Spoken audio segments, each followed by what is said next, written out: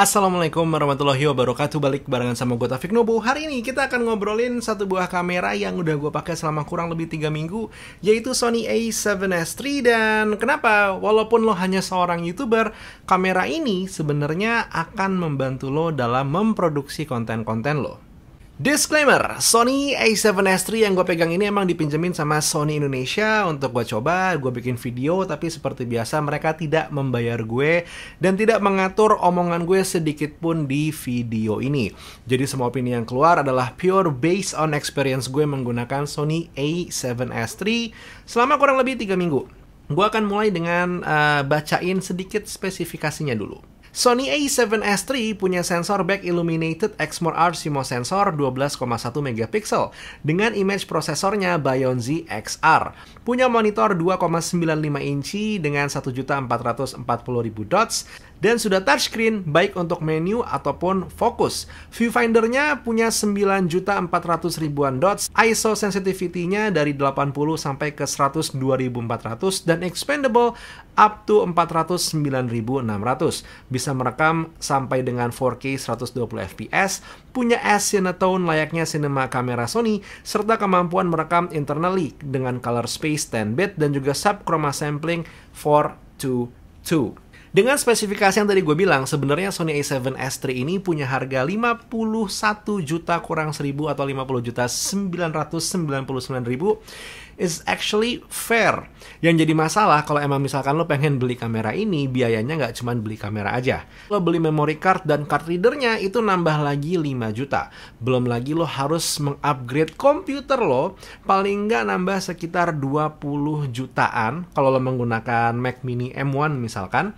Total tadi lo akan mengeluarkan sekitar 75 sampai 80 juta untuk bisa nyaman menggunakan Sony A7S III. That's why akhirnya walaupun Sony A7S III is actually one of the best camera right now, lo bisa ngelihat di Indonesia banyak orang yang memilih tidak membeli Sony A7S III tapi memilih untuk menyewanya dulu karena mereka tidak menggunakannya setiap hari, terutama di bidang profesional.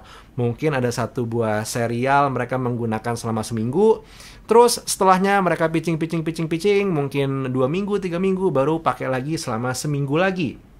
Jadi kalau hanya digunakan untuk seminggu setiap bulan atau mungkin 2 minggu setiap bulan, sepertinya sayang memiliki Sony A7S III. Tapi berbeda kalau misalkan lo adalah seorang content creator, mau lo bikin TikTok, mau lo bikin IG story, atau lo bikin YouTube, lo akan menggunakan Sony A7S III ini like every day, all the time. Pertanyaannya, apakah worth it atau enggak? Worth it atau enggak itu sebenarnya balik ke kemampuan kantong lo saat ini seperti apa. Tapi satu hal yang bisa gue jelasin, penggunaan Sony A7S III selama 3 minggu terakhir ini menjadi ajang pembantu gue di post produksi saat gue lagi bikin video. Gini, kemudahan menggunakan Sony A7S III ini berasa banget terutama di bagian color science. Out of cam, lo menggunakan mode standar, Cinetone atau S-Log, lo bisa mendapatkan warna yang bisa gue bilang ini udah oke banget secara color science. Benar kalau misalkan di kulit mungkin ada sedikit shifting ke warna hijau, tapi itu masih lumayan mudah diperbaiki. Dan untuk gue pribadi gitu ya, gue sendiri akhirnya jatuhnya lebih sering menggunakan mode S-Log dibandingkan standar atau Cinetone. Kenapa? Karena ya sekalian aja nyemplung gitu kan. Mengingat S-Log 3 yang ada di Sony A7S III ini sangat mudah diwarnain. Jadi begitu lo keluar dengan hasil log, lo tinggal turunin di bagian shadows, naikin sedikit di bagian highlights, dan lo main-mainin bagian tengahnya, naikin saturasi, and then voila, lo udah bisa mendapatkan gambar yang bagus tanpa ngulik-ngulik warna, shadows, highlights, dan juga mid-nya. Kalaupun lo malas melakukan hal ini, lo bisa mendownload conversion LUT yang sudah tersedia banyak, atau memilih menggunakan conversion LUT tanda kutip ala gue, yang akan gue taruh link pembeliannya di kolom deskripsi. Hey, shameless plug. But with all seriousness, emang semudah itu mewarnai S-Log 3 dari Sony A7S III. Kalaupun lo tipikal orang yang takut takut salah atau mungkin takut mengambil di depan dengan kurang sempurna untuk S-Log 3 ini. So far yang gue rasakan si S-Log 3 ini tidak terlalu rentan gitu ya. Benar ada base ISO yang sebaiknya diikuti, tapi gue sendiri lumayan acak-acakan dan lumayan asal-asalan bermain dengan ISO di Sony a7S III.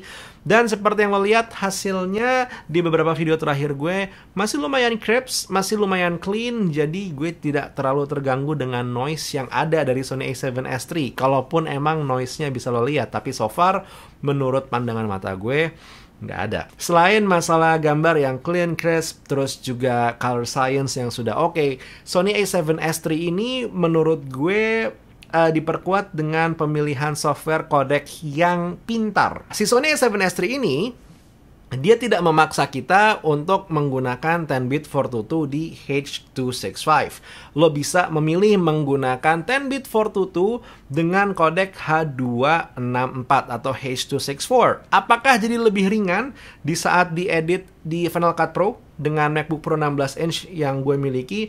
Jawabannya adalah iya kalau satu stream, tapi begitu lo warnain dan lo main 2 stream aja, ternyata hasilnya pun masih berat untuk lo edit. Gue masih bisa merasakan lag, stutter, dan segala macamnya. Sampai akhirnya gue iseng mencoba satu buah mode perekaman 10-bit 420 dengan kodek H.265 dan ini ternyata berjalan dengan sangat lancar. Gue masih bisa menggunakan stream berlayer sampai 3 atau 4 dan tidak ada masalah, tidak ada stutter, tidak ada lag, baik di mode better performance ataupun better quality. Jadi ya, menurut gue ini adalah salah satu hal yang simple, tapi satu hal yang sangat pintar yang dipilih oleh Sony untuk bisa dilakukan di Sony a7S III. And if it's not enough, Sony a7S III juga punya satu buah keunggulan lain yang letaknya ada di bagian sini, yaitu SIM card slot. Dia punya satu buah SIM card slot yang pada dasarnya hybrid. Jadi di sini lo bisa menggunakan SD card biasa, tapi lo juga bisa menggunakan CF Express Type A yang bentuknya lebih kecil dan di lubang yang sama. If you have the money, silakan menggunakan CF Express Type A karena lo lebih bisa memaksimalkan Sony a7S III lo menggunakan 4K 120 fps atau mungkin juga sampai menggunakan mode All Eye-nya. Cuman karena gue pas lagi ngetes Sony a7S III ini tidak datang dengan CF Express Type A, jadi gue hanya menggunakan Sony TUF M yang selama ini gue pakai. And so far it's doing quite well. Dia masih bisa bertahan dengan si 10-bit 420 yang selama ini gue gunakan, dan juga 10-bit 422 dengan H.265, so I'm not complaining. Oke, itu adalah hal-hal yang mungkin sifatnya sangat pribadi ya, dan bisa jadi bahan pertimbangan lo kalau lo lagi mikir pengen menggunakan Sony a7S III dengan konsep untuk penggunaan sehari-hari, content creating, YouTube, dan segala macamnya. Tapi kalau lo pengen tahu satu atau dua hal yang membuat Sony a7S III ini spesial, ada nih, semisal gitu ya, lo bisa merekam 16-bit RAW, tidak internal, hanya secara eksternal, tapi emang karena gue menggunakan Atomos Ninja 5 jadi terkompres jadi 12-bit RAW. Dan ini adalah satu buah mode yang sangat luar biasa ternyata ya, karena kita bisa menyelamatkan highlight dan juga menyelamatkan shadow sebegitunya. Satu hal yang tidak pernah gue kira bisa dilakukan dengan Final Cut Pro, tapi bisa dilakukan dengan baik. Sure, ini gue terbantu dengan penggunaan Color Finale 2 Pro plugin yang selama ini gue pakai. Jadi ya, silakan pertimbangkan kalau lo emang pengen menggunakan Final Cut Pro untuk ngedit-ngedit data atau file dari Sony a7S III menggunakan si Color Finale ini, karena lumayan berbeda dengan color grading tools bawaannya Final Cut Pro yang ini sedikit lebih advance. By the way, mereka tidak mensponsori sih video ini, cuman kayak gue pengen berbagi aja karena they actually salah satu tools yang sangat berguna untuk keseharian kita. Iseng-iseng gue juga mencoba menggunakan si Sony a7S III ini, nggak banyak gue panning gitu ya. Tapi di saat gue mencoba melakukan satu buah gerakan yang sama menggunakan Canon EOS R6, si Canon EOS R6 ini ternyata untuk rolling shutternya berasa banget, dan di situ gue baru aware, oh iya ya, ternyata Sony a7S III ini tidak memiliki rolling shutter sampai sebegitunya. Padahal rolling shutter dan Sony itu ibarat kata begini loh, akrab banget.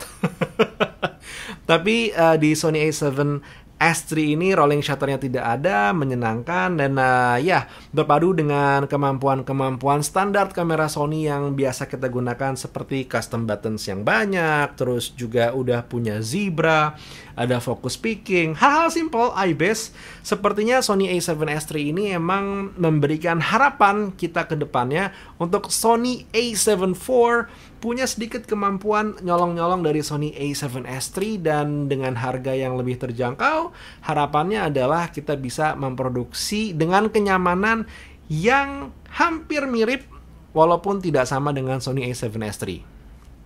I don't mind. Semoga.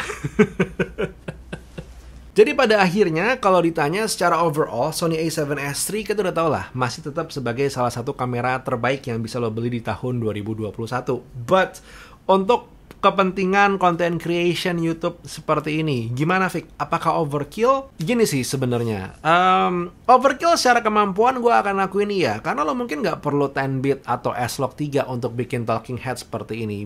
But the fact is I'm still doing it. Di saat gue menggunakan Sony a7S III, gue tidak menggunakan mode standar atau S-Cinetone, gue menggunakannya S-Log 3. Kenapa? Belajar bro, belajar untuk bisa menundukkan satu buah hal yang selama ini gue tidak punya aksesnya. Dan juga yang paling penting adalah di saat lo bikin konten seperti ini, storytelling is the king, benar.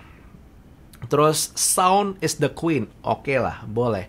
Tapi masih ada the prince, dan the prince-nya mungkin adalah you having fun with creating your content. Salah satunya ya dengan menggunakan gear, kamera baru mungkin, atau mungkin belajar atau mencoba menundukkan S-Log 3-nya Sony, belajar color grading dan segala macamnya. That's why menurut gue overkill secara capability atau kemampuan kamera iya, tapi kalau lo tahu cara memanfaatkannya dan lo bisa memanfaatkannya incorporate into your content, it's not overkill. Bikin orang ngiri iya, overkill tidak.